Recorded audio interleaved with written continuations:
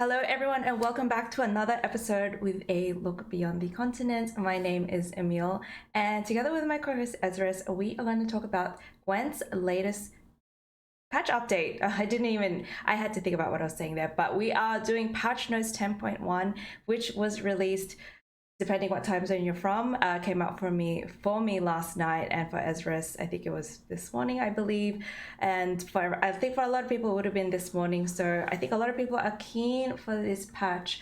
Ezra, so how did you feel about last season, and are you excited about the new patch and I guess the little changes? I wouldn't say it's a big change, but yeah, your general thoughts on the new patch. It was starting off with what we had to, I guess, bear through last season. Obviously, people were a little annoyed by the fact that, Milva and King of Beggars and Saskia are cards in this game now. They're just cards you just can't really interact with until till the very end. Or Saskia being, the fact that she literally just wins around for you automatically. Um, and, dealing with that for the entire month that we did, it was bad, but, Gwent never felt, I guess, in a sense, more balanced. Like, every faction had something that was playable. Mhm. It may not have been, you know, the best decks, but, like, at least every faction was being played, except for Northern Realms. I mean, obviously, Northern Realms kinda didn't get any love at all with, the new leader cards. Yeah, I was discussing this on my stream yesterday. Little drop there, but yeah, I was discussing this on my stream yesterday on Twitch, and I was saying to everyone, I've barely come across Northern Realms for this season on the ladder. I have not seen it. I think I've only seen it a handful of times, especially at the start when people were trying to experiment with King Hensel. You vaguely remember when King Radovid was kind of broken with the Yeah, uprising leader abilities? So I saw it a lot, and then the occasional shields because we did see it in the meta report. I mean, the meta report, it's hard to write a meta report because it seems like when they write the meta, obviously that's what's meta at that moment, and then literally within a week people will start catching on to new decks, and then I feel like the meta's shifted definitely since the meta reports came out. So as you said, a lot of factions had decks that were playable this season. Like, it wasn't just your one or two decks that everyone was just jamming on ladder. I think there was a good variety, and and I felt on ladder this season, especially in pro rank, there was way more variety than you normally see. Like, it wasn't just what the meta report was. So I kind of liked this season. I know a lot of people were frustrated with certain cards, which we'll get into really shortly, but I don't know. For me in general, I've kind of enjoyed it. right. Yeah, it's as much as we wanted new cards, because we won't have new card drops until April, because it would be from the roadmap. As long as everything stays the same as the roadmap has showed. Um, we knew that we were going to be stuck, in for the long haul with these new leader cards. Um, and we knew that they were going to be dominating the meta for however long, that they were going to stay as is, but now we know that that's not happening, or that's not going to be the case, I should say, because we now know that's why we're talking about this patch notes. Yeah. Um, I don't know, like the cards, they're they're unique. Um, Obviously, they print these cards and they're just like, okay, let's. And everybody says, do they even test their own cards, before they make these cards? And it's kind of funny.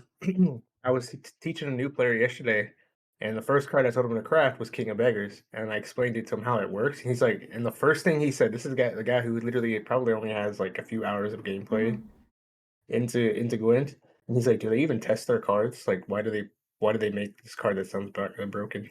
And I'm like, if a new player can say that, and we've been saying it for so long, like, well, that says something. Yeah, yeah, for sure. I just thought it was just kind of eye opening. It's just like, wow. Yeah. I mean, it really says something Um, about the cards, hey. But let's get into the patch notes. So yeah, there's the new features.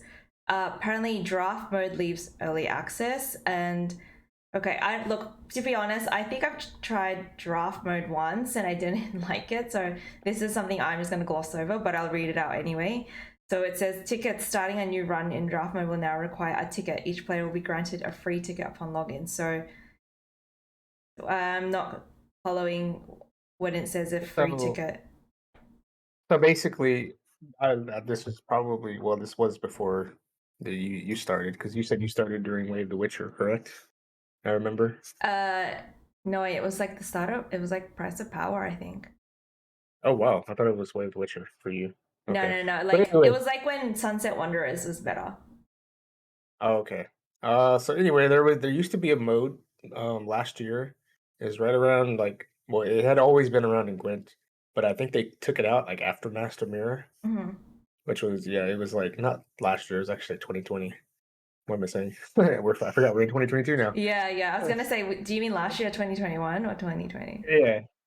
But anyway, so in 2020, that whole terrible year, they had this mode called Arena, and basically it was kind of like a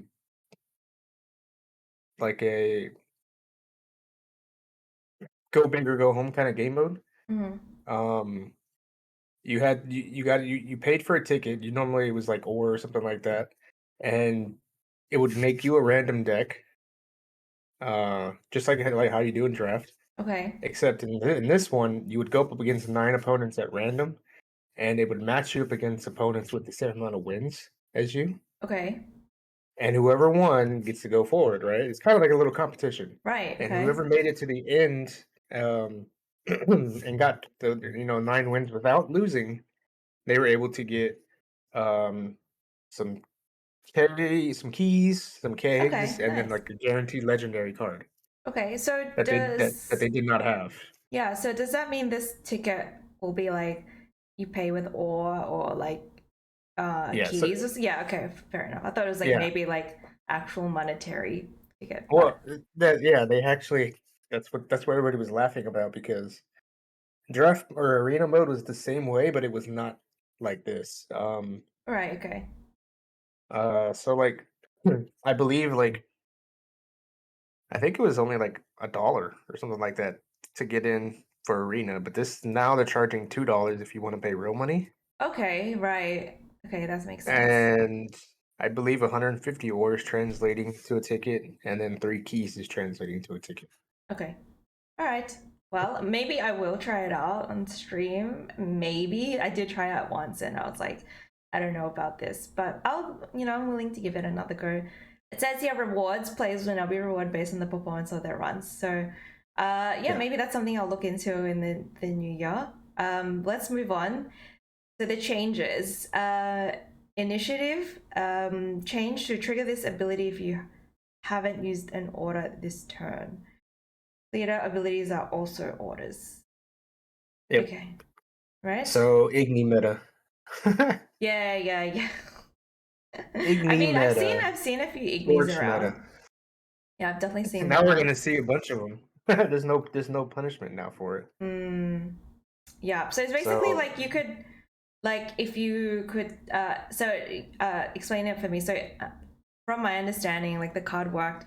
It was, I think, I don't know what the values were, but it was like 35 if you were able to use initiative, right?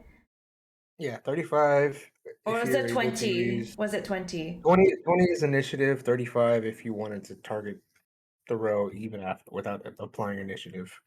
So, like, initiative is basically like if you're able to play it from your hand, right? Yeah, it has to be the very first card that you play. You can't even click an order ability that's like charged up on the board. Yeah. So you can't, yeah. Got it. So now it will just trigger even Yep. if you use like an Oniro or like a tutor to get like a, I don't know, like a Quen to get the Igni. Correct. Yeah, like as long as it's not being done through an order. So yeah. I mean, I think it's a good change. I mean, it kind of needed it. Initiative was so bad because like there, if you just didn't draw those cards, then when it you was run them only out, like a they did 35, nothing. yeah. Yeah, it Yeah. had to be 35, and like But 20 is sometimes like, 20 opponents. is just a really low barrier. Like, I feel like, but then also it's not a big of a punishment, I guess. Like, because, I don't know. True. I don't know. Well, also Yeah, you have to factor in like, okay, how am I gonna get? How does my opponent gonna get 20 points on the board if I'm going against no unit traps? yeah. I So don't Igni's know. playing for a wholesome, 2 points. Yeah. I don't know. We'll have to see. I think maybe we'll see people putting Igni in like a random Igni. I don't know. I think we'll see it more often than we think. Um, but Yeah. yeah. Speaking of neutrals, we have 3 changes. Fisher King, power change from 5 to 6. Knickers, provision cost change from 8 to 7. And Roach, power change from 3 to 4. This is huge. The Knickers Mm. and the Roach changes, absolutely huge. It makes Hyper Thin better Mm-hmm. by a lot. It makes Clog better by a lot, and it even makes Lippy better. Yep. I actually, to be fair, I've never played Hyperthin, but I'm seeing that Hyperthin might make a really strong. I mean, Hyperthin's always like people were playing Hyperthin Clog Riets the last few days. Like I've been seeing that a lot on ladder, so I wouldn't say Hyperthin isn't a strong deck, but I think with this provision cost change, then I think more people will be playing it for sure. Like I think it might even be better than Assimilate, maybe. I mean that's a big call, but I don't know. Um, It's looking quite strong. yeah, I would say it just depends on the situation there in the matchup. Mm, Like, I mean, we all know Hyper Thin has the ability to 2 you really quickly if you know they thin down all their cards correctly, mm-hmm, or don't overthin, I should say. mm-hmm. And they just have a really good short round too, with just all the amount of points that they can play from Yeah. hand. Yep. So yeah, maybe I'll be trying that out.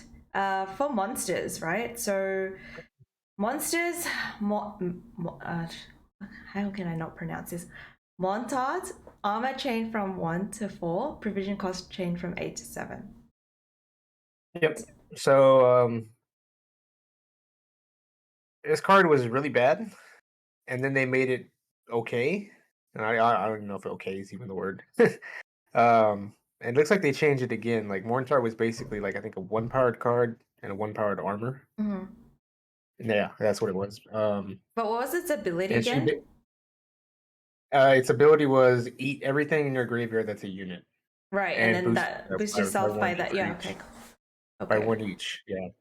So okay. like if you played um I don't know, something with a lot of like spawns, like self eaters, then she was really good. Mm-hmm. But the problem is she had order. So she had Uh, to sit on the board for a turn on the melee row, uh-huh. and then you got to eat everything in the I graveyard. mean, she's got a bit of armor now, so she'd be a 1 power. You said she's a 1 power. So one Yeah, so power with 4 armor. So she's basically a 5. yep. Um she might be playable. I mean she's only a 7 provision cost now, so I think people will be experimenting with this for sure. Um the relics The idea one thing though, is not bad. yeah, like that's probably what I was gonna do. Just as a fun deck, that'd probably be one of the Mm. first decks I'll make. Is just to mess around with. Is just make a relic deck with her Mm-hmm. and just spawn a bunch of self eaters because that's the quickest way to fill up your board is to just play self eaters Mm-hmm. or lesser witches. Mm-hmm. Yeah, for sure. So now this was probably a big change. Old spear tip asleep. Power change from 9 to 6. Armor change from 0 to 2. Provision cost change from 9 to 6. It's a big jump. And ability change to after 3 turns summon old spear tip from your deck to this row and increase its base power by 6. Then banish self. If old spear tip asleep takes damage, summon old spear tip from your deck. Then banish self instead. Yeah, So it's like it's a tutor. it's like a tutor for 1 card. So it does give some kind of consistency for monsters where all they have is Naglfar. Mm-hmm. Or I mean Gauss doesn't really count because he tutors out specifically just Wild Hunt Wild Hunt, cards. yeah. Um, I, I don't know about this card. Like, I guess you have to kind of see it in action because you don't ever want to damage it because then it's gonna pull out a 12-point base card. Mm-hmm. Um, and then Yeah, you're only the, losing. the power is 6 and then it's got 2 armor, so it doesn't have Yeah, that big. not a super tall unit in terms of points, but yeah, then you I'm just thinking, would you takes damage? What if it was like Yeah. a death wish kind of thing? No, I think it's as soon as it gets hit for damage, it's pulling out the Yeah, old spirit okay. tip right Yeah, away. right. Like, So so even a melee bow would trigger this card. yeah, exactly. Yeah, I mean it's after 3 turns anyway, so either way it's gonna come out. So it's either you wait or you if you take damage. So even if like yeah, I guess if there was like removal, then yeah, that's considered damage. I don't know. We'll have to wait and see on this one. I think people will try this out for sure. But yeah, I'm not. Actually, now that I think about it, yeah, melee bow wouldn't proc this right away because of the armor that it has. Yeah, because it has Yeah, 2 armor. So yeah. So, but I mean, it's like, I mean, a Skellige could easily really kill this quickly. I would believe, depending on that matchup. Yeah. how would they do that though? I mean, so if they find a way to remove the armor, then they just like either kill it with Giga, because I believe the card has to survive, right? But once it takes damage, it summons it. So True, Giga is damage something by but one it has to six banish itself. six So times. maybe I'm saying so. Yeah. So if Giga is killing it before that ability procs off, maybe that's why it would break it. I don't know. If to kind of see how it interacts, Yeah, I would yeah. because like normally like cards like Blue Boy Lugos or the old Carl, like if they get hit by a Giga, Mm-hmm. they don't actually deal the damage because they're taking 6 points of damage at once, and they kind of have Mm, to be alive still for that to damage do to it, go yeah. off. Got you. So maybe it's also that same situation. I Okay. don't know. Yeah. We have to kind of see it, Well, get to test it. speaking of Skellige cards, there's no changes at all. What do you think about that? I actually, I didn't play a lot of Skellige when I first started playing Gwent, but it's probably one of my favorite factions now. And so no changes at all. I don't think it needed any change. It already did, a few nerfs last patch, which was Fukusia, and I believe Carl got a nerf as well. That was a big one. So I don't think Right. they need to really do anything else, right? I mean, I think the only thing that needed to happen with Skellige was probably, and it's not even affecting Skellige as a whole. It's probably to just increase the provision count for Mushy Truffle. I think people were wanting that because with alchemy, Mushy Truffle is just on a whole other level. Oh yeah, It's I not as play I good play in other alchemy, factions. so Yeah, like an alchemy, it's just nuts. So I think yeah. that's what people really wanted to see was just provision changes. For Mushy. Hmm. Also maybe not making golden froth and alchemy in that way too. Hmm. Um, I think that's about it. Yeah. But like obviously, if like just that little change would impact Skellige's play rate a lot because alchemy seems to be the only real playable deck right now. Maybe onslaught occasionally. Hmm. Um, Yeah. because you don't really see people playing like anything else besides onslaught and alchemy for Skellige. Yeah, sometimes I mean sometimes you come across reckless flurry, but yeah, not or Blaze of Glory. But I mean, like pretty much those I've are barely seen Blaze of Glory the last couple of weeks, but yeah. I mean, I think Skellige is in a good spot. I guess alchemy yeah is powerful, but I think there's ways around it. Like if there's decks out there that have a lot of removal, and then if they can't get the preachers on the board, if their scenario gets heat waved or truffle, then it's kind of difficult to get the points. But still, look, I totally understand it's a lot of points, but I think they're in a Yeah. good spot. Northern Realms. I'm actually surprised that Northern Realms only had 2 changes. I mean, it's not even the big change, right? It's Uprising has updated the tooltip to reflect the change from Hotfix 9.6.1. Cool. And then Yeah. Istrid provision cost change from 7 to 6. I don't think people would play Istrid anyway. Yeah. But that was Definitely it. not. Yeah, I was just like, well, that's so underwhelming. Mm, Northern Realms waited a whole month to get nothing. yeah, I think as long as we have we'll go into Squirtle next, but I was saying I was just gonna say, like, you know, the season before we saw students be meta, and then once we had like one card totally changed out because we were introduced to Milva Sharpshooter, which works really well with guerrilla tactics, and it was just, I think it would be impossible for your students to stay on the board if you kept queuing into guerrilla tactics. So Exactly. Like it was really hard because this meta is all about movement. So it was very hard for row locked cards to stick on the board long enough for even you to get value with alumni.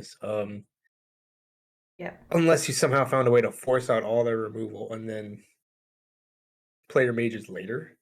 yeah, But but even then it's then, too late.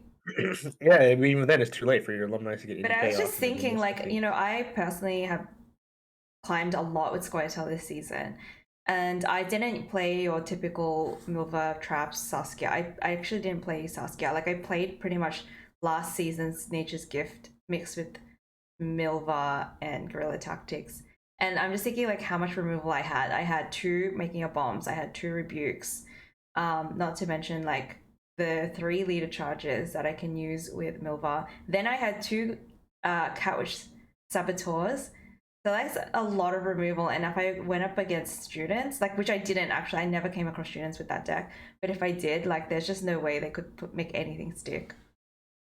exactly. Yeah, So, and not to mention Rock Barrage now too. And yes. then also, what's the other move card? Not Making a Bomb. It's a different one. It will come to me. But yeah, the one I can think of is Rock Barrage and Making a Bomb, which moves cards.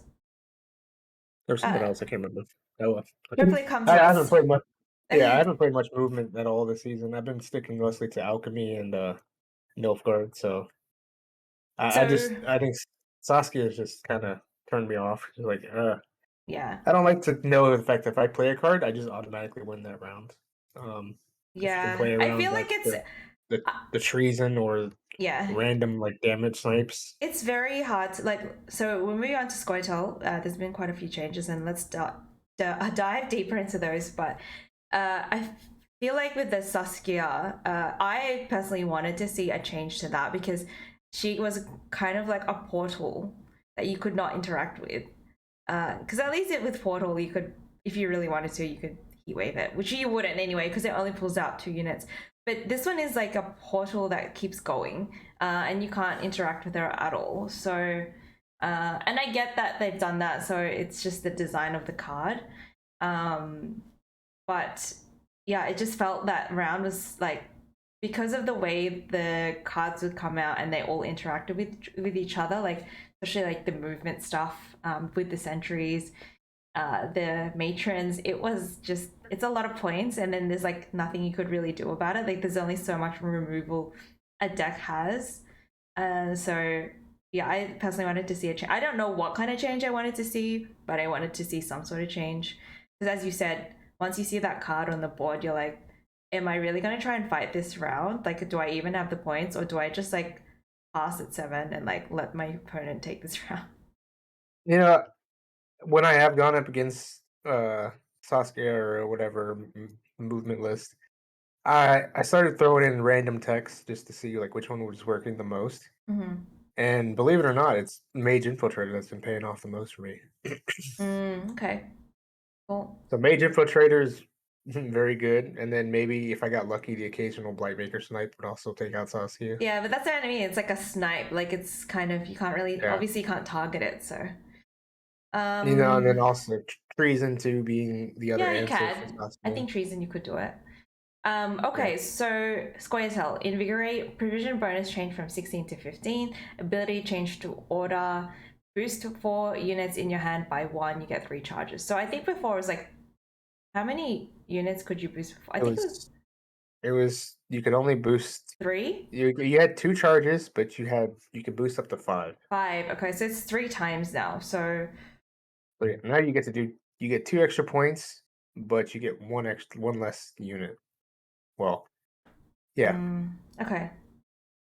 Then Milva Sharpshooter got a change, and I think, I'm not sure how people feel about this yet. I am yet to read any forums or whatnot. I will ask chat later on my stream, but it says auto damage change from 2 to 1. So that basically means if you're playing guerrilla tactics, you can't remove 5s anymore. It's basically just 4s. You need to get a death blow of 1. I think this kills Milva completely. I don't think we'll see Milva anymore. I think we'll see Gift, Alzer maybe still, or something. I liked, I don't think I liked I Milva don't a think lot. we'll see. I don't think we'll see Milva as much unless you're having to try to actually set up her. So like you would probably start to see like damage engines, like sword masters or anything of of those kind of natures. In order to set it up easier. Yeah, it's gonna be hard to get 1. It's gonna be hard for her to kill 7-point units now, or she can kill 6s just fine. It's just like sometimes those 7-point cards, that are sticking on the board are now gonna survive. Yeah, we'll see. I'll still give it a go in the next season, but I'm kind of like, I don't know how this is gonna work.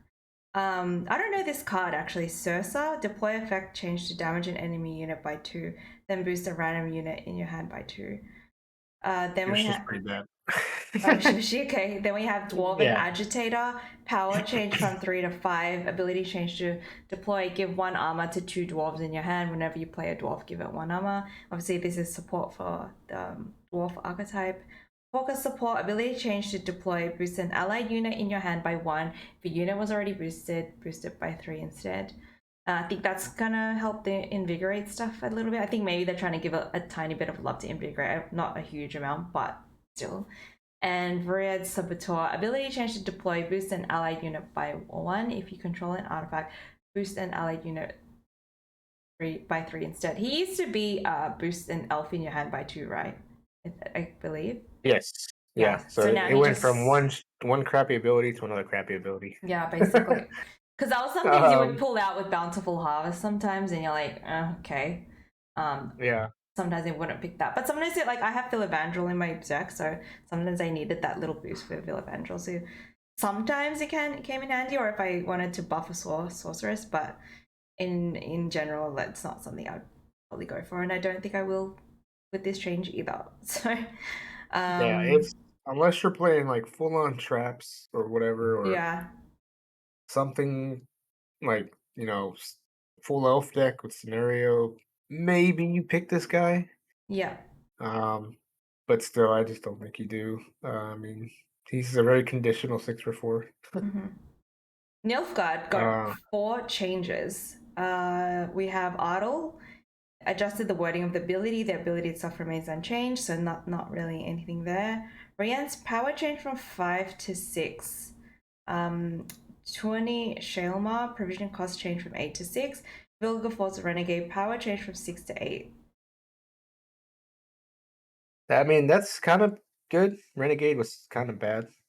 Being a 6 He's power, very expensive. He's like 13 provisions. Yeah. At least this way, there's like that payoff. It's a tall unit, so yeah, not bad. 30 Shalmar may actually start seeing a lot of play now too. Because I mean, it's for 6 provisions, and what it can do, I believe it's a 4-point card. I have to look. I believe it's a 4-point base card. Do we know what he actually does though? Because I don't. Yeah. So on melee, he does damage a Nilfgaardian enemy unit by 7. Right. And then ranged boost self for every non-Nilfgaardian, I believe. On the board or on your side? On your side. Okay. Yeah, okay, so yeah, damage a Nilfgaardian enemy unit by 7, boost self by 2 for each allied unit from a different faction. So it works great with Assimilate. Okay, yeah, it works good with Assimilate, and then it's good for mirrors if like you have that flexibility of playing on melee. Correct. Okay, yeah. So this guy, what's nice is he answers Arians now, I believe. Oh yeah, he does too. But normally they normally play a defender on there, so. Yeah, true. Yeah. But yeah, I think people give this. I think people give this a go. So that's a good provision cost change. Okay, so Syndicate has a lot of changes, same as Square Tail. Fabian Hale provision cost change from 8 to 7. Ignatius Hale tribute cost change from 9 to 7. Okay, this is the biggest change. King of Beggars power change from 4 to 3.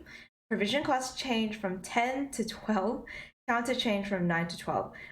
When I saw this, so I think it's kind of fair in terms of like what the card actually does, because it was really cheap for like a 10 provision cost, and then it would come out and refund everything for you all the time. And then the counter change from 9 to 12 just means like, if you play Savola, it's not like an instant he'll come out. You have to do another sort of tribute, like another 3 tribute for him to come out, which I don't think is that hard. It just means like you would change the deck a little bit. Yeah, I think now you'll start to see people running more mages, the salamander mages. Yeah. Or you'll start to see I can't really have to say this. People may actually start tributing on Professor. Yeah, I mean, Uh, sometimes I've done that. Like especially with those sentries, like they have they 4 with 1 armor, and then I think the only time I've ever done pay tribute on Professor is in the mirror to kill a freak show. That's it. I yeah, don't or think I've that. ever used it for anything else. So then we also have Octavia Hale. She's changed her power from 7 to 6. Provision cost change from 7 to 6. Has a new part of ability. Feat 1 boosts an allied witch hunter by 1. So obviously this supports the witch hunter archetype and bounty. And then we have Savvy Hacksaw, which I don't think anyone's played. Added the witch hunter category, so that will It's synergize. not bad. Yeah, it'll synergize well with the others. The others in this list of changes. Has a new part of ability, Feat 1, gain vitality. Vitality is not amazing, but at least he's a spender, right? Like he's not awful now. So maybe we'll see people trying the witch hunter kind of I have a archetype. feeling we'll see our competitive players try to use him just as a way to put a lot of pressure on an opponent on red coin. Mm-hmm. Mm-hmm. Just pay enough for the vitalities to actually get them ahead, to keep Yeah, them ahead. yeah. He's not I bad. feel like that's what we'll see a lot Yeah. of. And then Scapegoat, this is a big change. Power change from 7 to 1, and then ability change to Disloyal. This is the first Disloyal card outside of Nilfgaard, I believe. And then not outside of Nilfgaard. For Syndicate. And Profit 6, deploy, place a bounty on self. So you basically have a bounty on yourself on your opponent's side with 1. And you get profit 6, so it's basically like a 7, right? You get 7 coins from it. Yes. Yeah, 7. You get 7 coins from that, from doing that, because you'll just find a way to damage it by 1. Witch Hunter Executioner will do that for you easily if you've already got on the board. So yeah, those are the changes to Syndicate. Think the King of Beggars is a big change. So obviously the meta deck that's running on the ladder right now will not be what we're gonna see. People won't be able to fit everything in, which is kind of okay for me because I felt that combo was a little bit broken. So yeah, excited to see what people come up with the Hale family getting all these changes. I think just trying to like deck build already. Mm-hmm. I think most likely, if you're still going to want to run the same jackpot meta list, you probably have to cut either Ludo or like the Philippa or the Heat Wave, whichever you were running, Mm-hmm. in order to fit that in now. Mm-hmm. Something big has to go. Yeah, something big would have to go to fit Yeah, because fit this in. those 2 extra provisions will make a difference. Oh yeah, for But I think you sure. still run King. I think you still run King of Beggars just like Fatusia is now, 14. I think you just still run it. You just have to. You still run it, of course, but because he refunds you every time you pay. But yeah, you would have to cut something. You could try and cut one of the bronzes, but I still think look, probably have to spend some time in a deck builder. I'm not the best deck builder. I'm sure you're better than me, Resurus, but yeah. Nah, nonsense. You're top 500.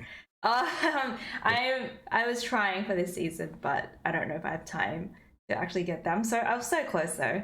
It's actually I only need like what 30 MMR. It's pretty close.